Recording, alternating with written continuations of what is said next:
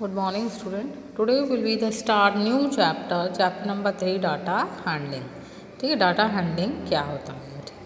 In your previous classes, you have dealt with the various types of data. You have learned the collect data, tabulate and put in the form of bar graph, the collection, recording, representation of data, help us to organize our experiences and draw references from them. In this chapter, we will take one more step toward the learnings how to do this. You will come across some more kind of data and graph. You have seen the several kind of data through newspaper, magazine, television and other sources. You also know that all the data gave us the some sort of information. Let us look at the some common form of data that you have come across.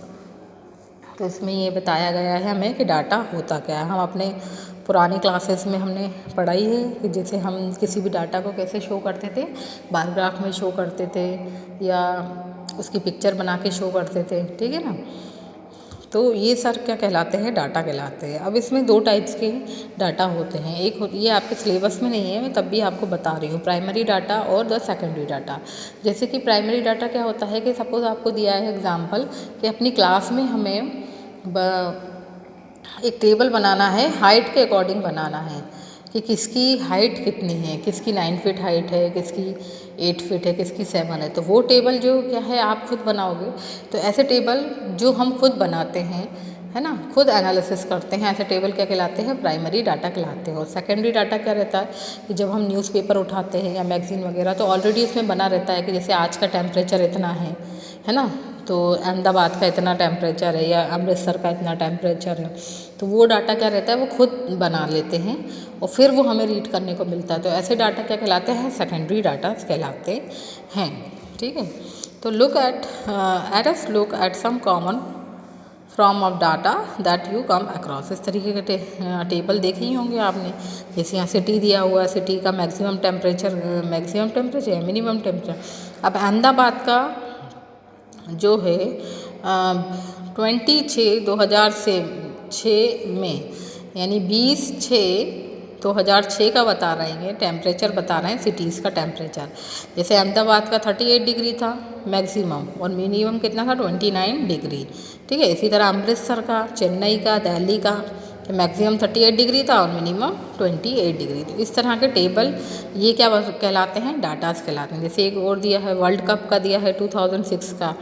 तो Ukraine beat the Saudi Arabia by, तो Ukraine ने इसको beat करा है Saudi अरब को किसे? 4-0 से, ठीक है। तो इस तरीके के टेबल ये क्या कहलाते हैं? हमारे डाटास कहलाते हैं, जो एक इन्फॉर्मेशन हमें देते हैं, ठीक है। आप कभी कभी हम जैसे क्लासेस में रहते हैं तो हम बोलते हैं कि जब हम रिज़ल्ट बनाते हैं, है ना, तो परफॉर्मेंस के हिसाब से बनाते हैं ना, कि कौन से बच्चे ने मैथमेटिक्स में कितना नंबर लेकर आया है या साइंस में कितना नंबर लेकर आए हैं, ये तो ये सब जो है ये डाटाज रहते हैं, ठीक है। तो अब हम देखेंगे second is the organisation of the data. Organisation से हमें बताना है कि हम इसको ऑर्गेनाइज कैसे करते हैं डाटा को। यहाँ पे एक दिया हुआ है, टेबल बना हुआ है, रोल नंबर 1 2 3 4 5 और नेम दिया है अजय, अरमान, आशीष, दीप्ति एंड फैज़ान। उसके मार्क्स दिए हैं कि 50 में से अजय को कितने मार्क्स मिले हैं? 23। तो अरमान को कितने मिले हैं? 35, आशीष को 48 और ये 25। इस तरीके से रोल नंबर 6 7 8 का गोविंद, जया, कविता, मनीषा, नीरज, इनका बना हुआ है, ठीक है। तो ये इनके मार्क्स लिखे हुए हैं। तो इस तरीके से हम बनाते हैं टेबल।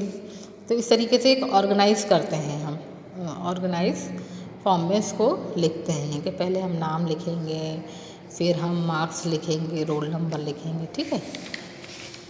अब हमें यहाँ पे देखना है 3.5 में कि अर्थमेटिक मीन्स क्या होता है। अर्थमेटिक मीन्स के लिए हम एग्जांपल देखेंगे। 2 vessel contain the 20 litre and the 20 litre and the 60 litre of milk respectively. What is the amount that each vessel would have if both share the milk equally? When we ask this question, we are seeing the arithmetic mean. तो इसमें हमें 2 vessels का बताया है कि 2 vessels हैं जिसमें एक में 20 लीटर मिल्क है और एक में कितना है? 60 लीटर मिल्क है। तो उसका हमें क्या निकालना है, मीन निकालना है। तो मीन का जो फॉर्मूला रहता है क्या रहता है हमारा, sum of the observation and number of the observation. तो टोटल मिल्क हम देखेंगे, तो टोटल एक वेसल में कितना है 60, दूसरे में 20, दूसरे में कितना है 60, इन दोनों का सम करेंगे तो कितना हो जाएगा 80 और डिवाइडेड बाय 2 करेंगे तो ये 40 लीटर आंसर आ जाएगा। तो ये 2 इसलिए आया क्योंकि कितने वेसल की बात हो रही है, 2 वेसल की बात हो रही है, ठीक है ना। तो sum of the observation and the जितने नंबर ऑफ ऑब्जर्वेशन देखेंगे लास्ट में तो वो कितने हैं, 2 हैं, ठीक है। तो ये आपका मीन का फार्मूला हो गया। इसमें आप देखेंगे एग्जाम्पल नंबर 3 में the age in the year of the 10 teachers of the school 32, 41 etcetera ये दिए हुए हैं। इसका हमें क्या निकालना है, oldest teachers of the youngest teacher, उनकी एज निकालना है, ओल्ड टीचर की और यंगेस्ट टीचर की, रेंज निकालना है और मीन निकालना है। मीन का फॉर्मूला हम पढ़ ही चुके हैं। अब पहले हम क्या करेंगे, ये जो डाटा दिया है इसको हम किस फॉर्म में जमा लेंगे, असेंडिंग ऑर्डर में जमा लेंगे, है ना। असेंडिंग ऑर्डर मीन्स छोटा फिर बड़ा फिर उससे बड़ा लास्ट में सबसे बड़ा, ये हमने असेंडिंग ऑर्डर में जमा लिया। अब हमें पता चल गया कि ओल्डेस्ट टीचर कौन सी है, तो सबसे पुरानी टीचर जो है 54 ईयर्स की है और सबसे न्यू टीचर कौन सी है 23। अब रेंज निकालना है, तो रेंज कैसे निकालते हैं कि हाईएस्ट माइनस लोवेस्ट, तो 54 माइनस 23 और मीन आपको मालूम ही है, sum of the observation and the number of observation, ठीक है। तो ये तीनों इसी से रिलेटेड आपकी एक्सरसाइज है 3.1, इसको आप कंप्लीट कीजिए। नेक्स्ट क्लास 3.2 करते हैं फिर। Okay bye.